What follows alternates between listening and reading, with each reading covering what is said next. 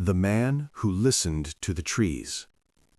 In a small village in northern Vietnam, there lived a man named Tang. Tang was quiet, almost invisible to the villagers. He didn't own a shop, a farm, or a herd of animals. Instead, every morning, long before the village stirred, he would walk into the nearby forest. He carried nothing but a small wooden notebook and a pencil. He did not chop wood. He did not hunt. He did not collect herbs.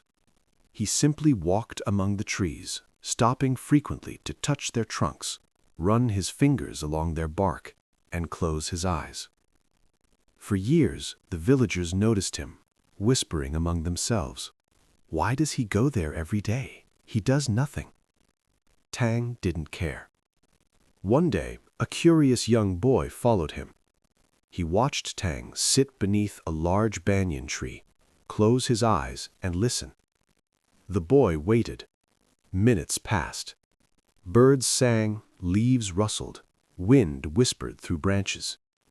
Tang wrote something in his notebook. Finally, the boy asked, "What are you doing? You're just sitting here."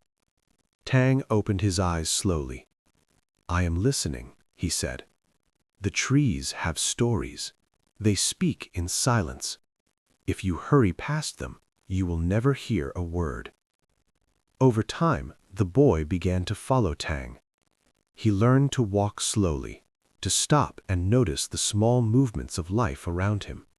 The way ants traveled in straight lines, how sunlight danced on the leaves, how the wind shifted the clouds above.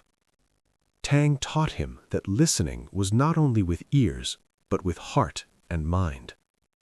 Years passed. Tang's hair turned silver. His steps slowed. But he never missed a day in the forest. And one morning, the villagers noticed something unusual. More children began walking to the forest, quietly, notebooks in hand. And even some adults, in the midst of their busy lives, paused long enough to sit beneath a tree and simply breathe. Tang eventually passed away quietly in his small home.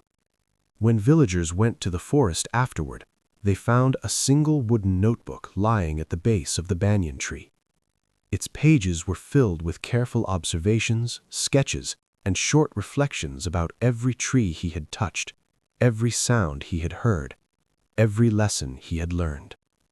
The villagers kept the notebook there, and whenever someone opened it and sat beneath the tree, they felt Tang's presence, as if the forest itself had whispered to them. Life is not to be rushed. Presence is not to be earned. And wisdom is found when you stop long enough to simply listen. The trees continued to sway. The wind continued to move. And in the stillness beneath the banyan, anyone who paused could feel the quiet rhythm of life itself.